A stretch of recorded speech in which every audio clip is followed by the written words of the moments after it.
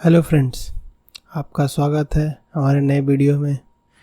आपको टाइटल देख के पता चले गया होगा कि आज हम किस बारे में बात कर रहे हैं। तो जी हाँ, आज हम बात करेंगे हैकी-नेसी कैंडल स्टिक के बारे में। अब हैकी-नेसी एक ऐसी कैंडल स्टिक है जिसको ज़्यादातर रिटेलर्स या बिगिनर्स को पता नहीं होता कि कैसे काम करते हैं। तो चलिए आज इसके बारे में बात करते हैं, कैसे काम करता है ये। तो अगर इसके डेफिनेशन पे जाएँ तो देखिए, हैकी-नेसी कैंडल स्टिक पैटर्न है जिसका मतलब होता है कि एवरेज बार। तो एवरेज बार क्या करता है? एवरेज बार बेसिकली ना जो उसके प्रीवियस प्राइस होते हैं उनका वो निकालता है, ठीक है, उससे एक एवरेज प्राइस निकाल लेता है। अब हैकी-नेसी का फ़ायदा क्या है? क्योंकि ये ट्रेडिशनल कैंडल स्टिक में ना जो नॉइज़ होती है ना उसको फ़िल्टर कर देता है और इससे हमें ट्रेंड एंड मूवमेंट्स को देखने में ना आसानी होती है। तो ये करता कैसे है ये? तो देखिए, अगर इसके क्लोज को देखा जाए, मतलब एक हैकी-नेसी का क्लोज कब प्लॉट होगा, उसका क्लोज प्लॉट होने के लिए ज़रूरी है कि उसके ओपन हाई लो क्लोज जो OHLC है उसको 4 से मैं डिवाइड कर दूं तो मुझे उसका क्लोज मिल जाएगा, ठीक है। ऐसे ही जब मुझे उसका ओपन चाहिए तो मैं उसके प्रीवियस के बार जो है और का ओपन और क्लोज है उसको अगर ऐड करके 2 से डिवाइड करूं तो मुझे नए कैंडल का ओपन मिल जाएगा, ठीक है। और फिर मैक्सिमम जो निकालूंगा मैं ओपन और क्लोज में से, उससे मुझे हाई मिल जाएगा और लो मिनिमम मिल जाएगा लो ओपन क्लोज में से, ठीक है। तो इस तरीके से हम देखते हैं कि हैकी-नेसी फॉर्म होता है, ठीक है। अब एक बार देखते हैं इसको चार्ट पे कि दिखता कैसा है। तो अगर इसके चार्ट पे हम देखें तो ये देखिए, इसमें ना काफ़ी, ये मैंने छोटा सा चार्ट, अभी मैं चार्ट पे भी चलूँगा, अभी मैं थोड़ा सा इसका बार दिखाने के लिए यहाँ पे ये पिक्चर यूज किया मैंने। तो यहाँ पे देखिए, ये जब अप ट्रेंड में होगा तो ये ग्रीन कैंडल से बन रहा होगा, जब डाउन ट्रेंड में होगा तो रेड कैंडल से बन रहा होगा। जबकि ऐसा नहीं होता नॉर्मल कैंडल्स में। नॉर्मल कैंडल के में क्या होता है, अप ट्रेंड में भी अगर प्राइस रिवर्सल दे रहा है तो ये रेड कैंडल हो सकता था।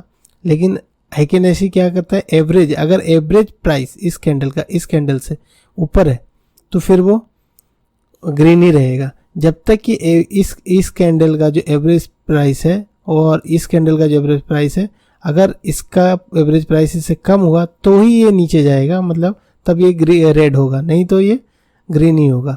अब कुछ इंपॉर्टेंट पॉइंट्स हैं वो देखेंगे, लेकिन पहले इसको चार्ट पे एक बार हम चलिए देखते हैं, फिर इसके इंपॉर्टेंट पॉइंट्स को डिस्कस करेंगे। तो आ जाते हैं हम अपने ट्रेडिंग व्यू के अकाउंट में।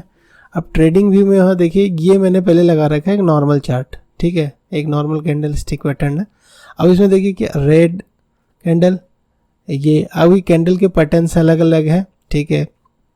लेकिन अगर हम केवल कलर और मूवमेंट से देखें, ठीक है, तो हमें कुछ क्लियर नहीं होता कि अभी क्या स्टेटस चल रही है। थोड़ा कंफ्यूजिंग सा चार्ट है ये। आपको पता है कि अगर ग्रीन कैंडल के बाद अगला रेड कैंडल, अगर उसका जो क्लोजिंग प्राइस है इसके स्टार्टिंग प्राइस यानी ओपन प्राइस से ऊपर ही बंद होता है तो इसको भी बुलिश कैंडल ही माना जाता है, ठीक है। लेकिन चूंकि ये कैंडल रेड होता है तो इसमें कन्फ्यूजन क्रिएट होती है। अब इस कन्फ्यूजन को दूर करने का तरीका क्या है? इस कन्फ्यूजन को दूर करने का तरीका है कि अगर हम इस चार्ट को हैकी-नेसी से कन्वर्ट कर दें तो हमें देखिए काफ़ी कुछ क्लियर हो जाएगा। तो चलिए करके देखते हैं। और इसको करने के लिए हम यहाँ जाएंगे कैंडल्स में और यहाँ पे हैकी-नेसी इसको सिलेक्ट करेंगे और ये देखिए, अब हमारे पास काफ़ी चीज़ें क्लियर हो गई कि चार्ट का बिहेवियर कैसा है। यहाँ पे मुझे पता चल गया था कि ये रिवर्सल आएगा और यहाँ से ये ग्रीन कैंडल चला, ठीक है, और यहाँ से रेड कैंडल चला। वैसे इस कैंडल को देख के रिवर्सल पता करना मुश्किल है, लेकिन रिवर्सल स्पॉट करने के लिए जो इसमें सबसे अच्छा तरीका दिया गया है वो है कि छोटी बॉडी का कैंडल बने और उसके बड़े विक हो। अगर बड़े विक हो लो और हाई के, छोटी बॉडी का कैंडल हो, तो उससे आपको ये इंटरप्रेट करना आसान हो जाता है कि यहाँ पे रिवर्सल पॉसिबल है। अगर आप थोड़े रिस्क लेना चाहते हैं तो आप यहाँ से भी ले सकते हैं, ओपन आप लॉन्ग पोजीशन बना सकते हैं। नहीं तो मैं तो कहूँगा कि हमेशा आप अगले कैंडल को बनने का इंतज़ार कीजिए, जब नेक्स्ट कैंडल बन जाए उसके बाद अपनी पोजीशन लीजिए। अब इसमें इस कैंडल को इंटरप्रेट कैसे कर सकते हैं इन कैंडलों को, कि इसमें क्या पता चलेगा मुझे कि कब बुलिश ट्रेंड है कब बेयरिश ट्रेंड है। तो अगर जितनी बड़ी कैंडल होगी, अगर वो रेड है तो ये बेयरिश ट्रेंड है, और जितना ज़्यादा इसका जो विक है वो बड़ा होगा और बॉडी छोटी होगी उतना ज़्यादा रिवर्सल के चांसेस ज़्यादा होंगे, ठीक है। अगर विक बहुत बड़ा है बॉडी बहुत छोटी है तो रिवर्सल के चांस ज़्यादा हैं। या तो ये पैटर्न हो या तो ये पैटर्न हो जिसमें बॉडी बहुत छोटी हो गई, विक ओपन हाई का भी बहुत बड़ा है और लो का भी बहुत बड़ा है, ठीक है। तो यहाँ पे भी रिवर्सल के चांसेस होते हैं, ठीक है। और अगर स्ट्रॉन्ग इसमें बुलिश पैटर्न चल रहा होगा तो क्या होगा, तो फिर ग्रीन एक बड़ा सा कैंडल बनेगा, उसके साथ विक भी हो सकती है, नहीं भी हो सकती है।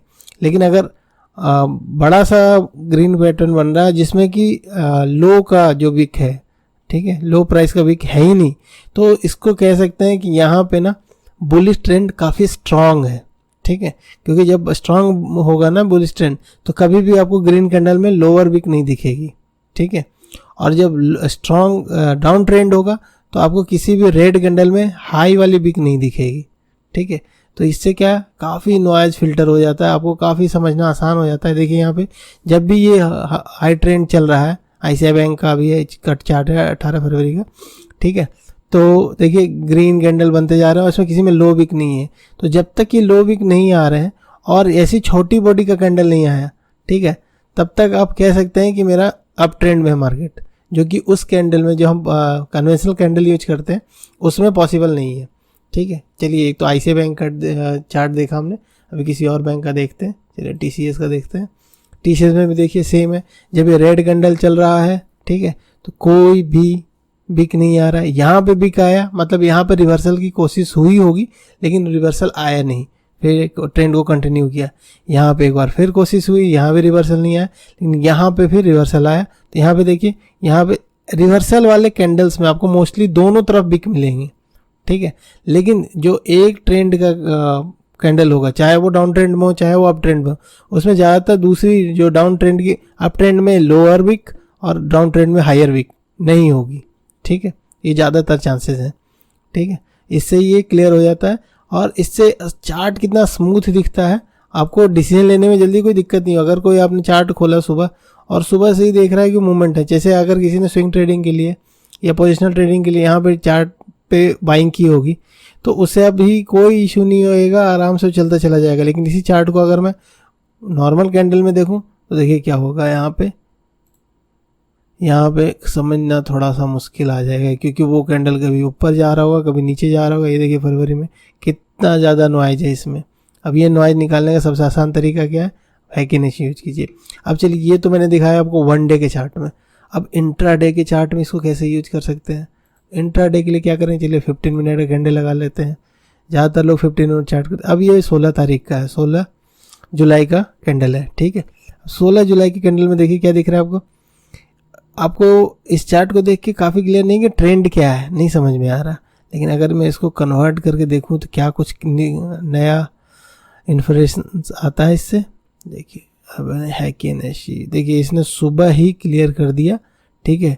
मतलब ये 10 बजे करीब इसने क्लियर कर दिया था कि यहाँ पे इतनी बड़ी बिग दे दी थी, छोटा बॉडी, मतलब एक रिवर्सल आने वाला है।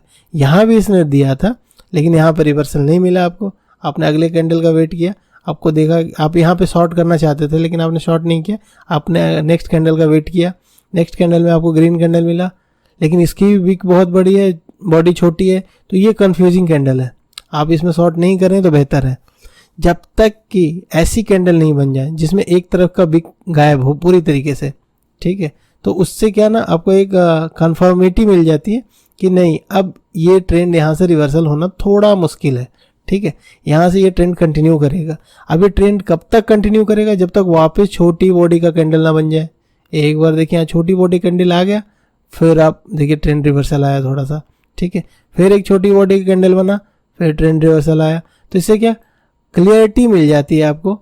मतलब आप और इंडिकेटर्स तो यूज करेंगे ही इसके कंफर्मेशन के लिए, लेकिन ये कैंडल ही खुद में काफ़ी कुछ कंफर्म कर देता है कि नहीं नहीं अब मार्केट किधर की ओर है। अब यहाँ पे देखिए एक बड़ा सा कैंडल बना जिसकी ना तो लोअर विक थी ना हायर विक थी, दोनों विक नहीं है इसकी, ठीक है।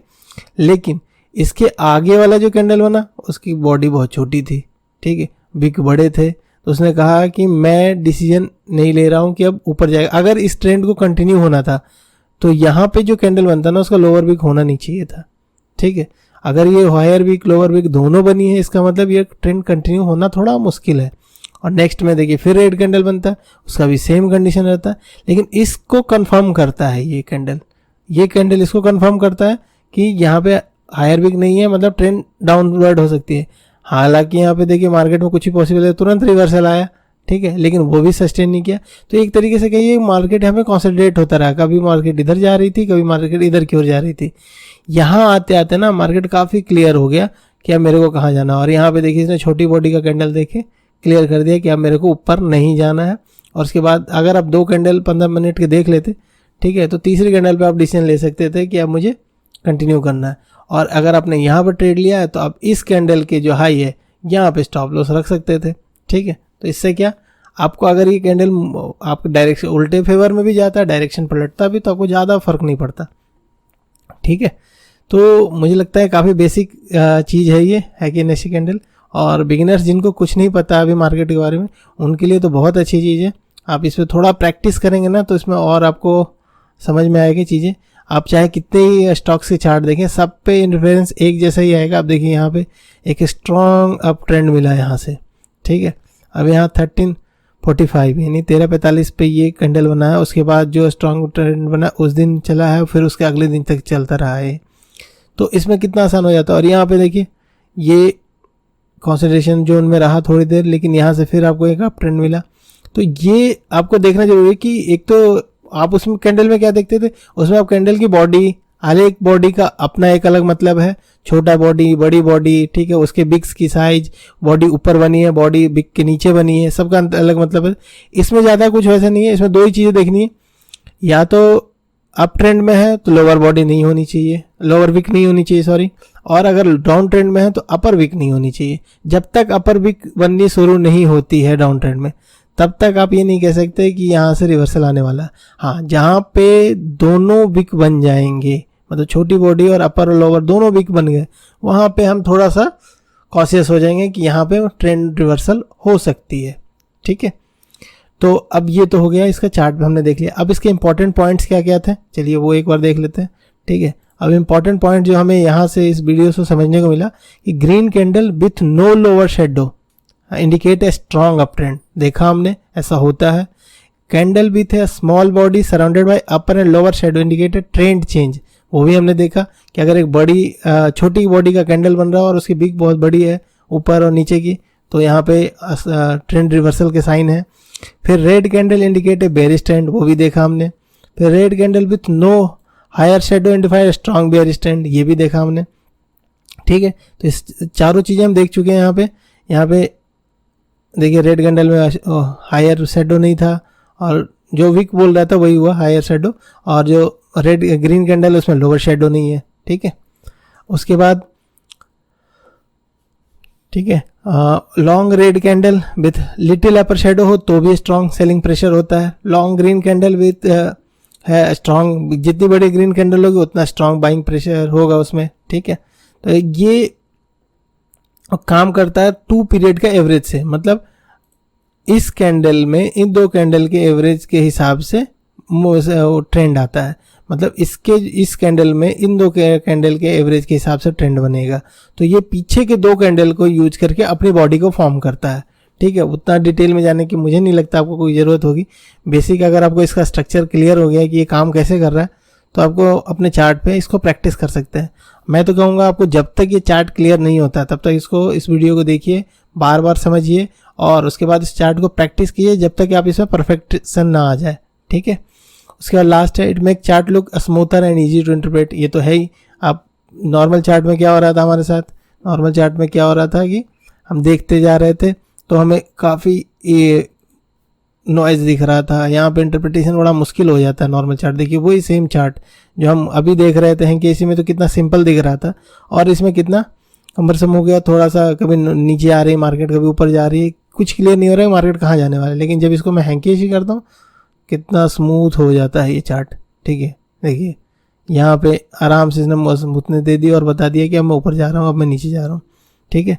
तो अगर इस वीडियो में कोई छूट रहा है इससे रिलेटेड और कोई क्वेरी है आपकी, तो प्लीज़ मुझे कमेंट करके बताइए, मैं उसका जवाब ज़रूर दूंगा।